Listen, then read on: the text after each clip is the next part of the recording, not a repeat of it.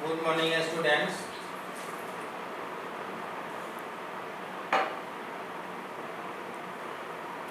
I am teaching you people as resource. In the previous lecture, I had taught about quality of population. Quality of population depends only two major factors. First, education, and second, healthcare. Now I am going to explain the remaining part of education. There is an establishment of phase setting of schools like Navodaya Vidyalaya in each district. To the increase of the literacy rate, Government of India established Navodaya Vidyalaya in every district.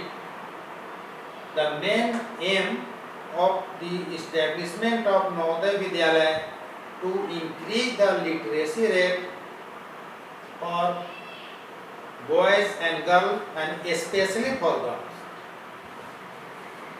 Vocational streams have been developed to equip large number of high school students with occupation related to knowledge and skill. After passing the 10th or matriculation examination, many schools were established for the vocational course, so that after passing 10th or matriculation examination, many students admitted in the vocational course, and after completed the vocational course, they gain job according to their education, according to their ability, according to their skill, and fulfill their ambition, aspirations and desirations. Chunki the plan outlay on education has increased from rupees 151 crore in the first plan to rupees 43,825 crore in the 10th plan. When India became independent, then there are many problems created in India. First,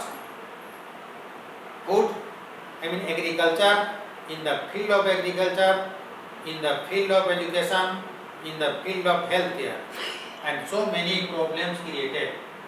जब भारतवर्ष स्वतंत्र हुआ तो चूंकि अंग्रेजों ने भारतवर्ष को आर्थिक रूप से इकोनॉमिकली बुरी तरह से डैमेज कर दिया था, और भारत की सरकार के सामने बहुत बड़ी समस्या थी, बहुत बड़ी चुनौती थी हर क्षेत्र में, शिक्षा के क्षेत्र में, स्वास्थ्य के क्षेत्र में, एग्रीकल्चर के क्षेत्र में, और सबसे फर्स्ट एंड मेजर प्रॉब्लम था to find 2 square of meal daily for the poorest of the poor.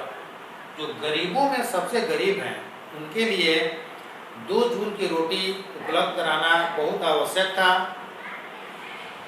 Cottage industry, small scale industries and large scale industries have to be set up. बहुत सारे उद्योग धंधे स्थापित करने थे, लेकिन प्रॉब्लम ये था कि रॉ मटेरियल इंडिया में है तो वाटर सप्लाई पाकिस्तान में चला गया। इस तरह से बहुत सारी समस्याएं थी, और इसीलिए जब इंडिया इंडिपेंडेंट हुआ तो 1951 फर्स्ट 5 ईयर प्लान, प्रथम पंचवर्षीय योजना लागू की गई। इसका मुख्य उद्देश्य यही था कि अधिक से अधिक लोगों को भूखमरी से बचाया जा सके। एग्रीकल्चर के क्षेत्र में, in the field of agriculture, in the field of education and in the field of health care, and so many problems can be solve. इसीलिए पंचवर्षीय योजना शुरू की गई, और फर्स्ट 5 ईयर प्लान, प्रथम पंचवर्षीय योजना में शिक्षा के क्षेत्र में ₹151 crore 151 crore only rupees invest किए गए। और इन द 10th प्लान, और वहीं 10वीं पंचवर्षीय योजना में 43,825 crore rupees invested by the government. अब सोचने की बात है और बहुत ही मेजर और आश्चर्य की बात है कि प्रथम पंचवर्षीय योजना में मात्र 151 करोड़ रुपीज इन्वेस्ट किए गए और 10th 5 ईयर प्लान में 43,825 करोड़ रुपीज इन्वेस्ट किए गए। इससे अनुमान लगाया जा सकता है कि इंडिया का जो पॉपुलेशन है किस पेस से इंक्रीज किया। जैसे जैसे पॉपुलेशन इंक्रीज करेगा वैसे वैसे अधिक से अधिक कॉलेज स्कूल्स स्थापित किए जाएंगे और अधिक से अधिक उस पर रुपीज भी इन्वेस्ट किए जाएंगे। यही कारण था कि फर्स्ट 5 ईयर प्लान में only 151 crore and in 10th 5 year plan में 43,825 करोड़ रुपीज इन्वेस्ट किए। Next, the expenditure of education as a percentage of GDP rose from 0.64% in 1951 to 1952 and in 3.98% in 2000 to 2003। और जितने भी खर्च किए गए शिक्षा के क्षेत्र में वह जीडीपी था वह 1951-52 में ओनली 0.64% था, जो 2002 से 3 में 3.98% बढ़कर चला गया। इससे अनुमान लगाया जा सकता है इसलिए हुआ due to the increasing rate of population. Next, the literacy rate have increased from 18% in 1951 to 65% in 2001। और एक और अनुमान लगाया जा सकता है कि साक्षरता दर बढ़ाने के लिए जैसे जैसे पॉपुलेशन इंक्रीज किया वैसे वैसे इंडिया की गवर्नमेंट भी अधिक से अधिक इस पर रुपए भी अधिक से अधिक खर्च की। रिजल्ट यही हुआ कि अधिक से अधिक लिटरेसी रेट बढ़ा। यही कारण है कि लिटरेसी रेट 18%, ओनली 18% था 1951 में और 2001 में 18% से बढ़कर 65% चला गया। इससे अनुमान लगाया जा सकता है कि लिटरेसी रेट में अधिक से अधिक इंक्रीजमेंट हुआ। Literacy rate is not only A right, it is needed if the citizens are to perform their duties and enjoy their rights properly. We know that rights and duties are correlated to each other. अधिकार और कर्तव्य दोनों एक दूसरे के पूरक हैं। यदि घर की सफाई करना महिलाओं का काम है तो बच्चों का भी काम है bits of paper and wrappers of topic और etcetera not spread far and wide. एक सफाई करता है, दूसरे को भी गंदगी नहीं फैलाएं, उसका परम कर्तव्य बनता है।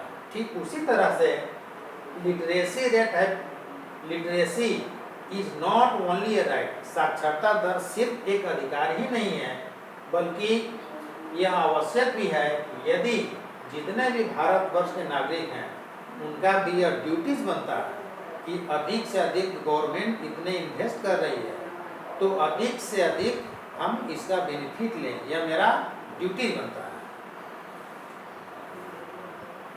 Last point, literacy among males is nearly 50% higher than female. और साक्षरता दर पुरुषों में महिलाओं के कंपैरिजन में 50% अधिक हुआ। और नेक्स्ट लेक्चर में बतलाया जाएगा कि बॉयज और गर्ल दोनों में कंपैरिजन किया गया है, इसमें लिटरेसी रेट अर्बन एरिया में और रूरल एरिया में किस तरह से इंक्रीज किया। यह टॉपिक यहीं खत्म हुआ। Thank you.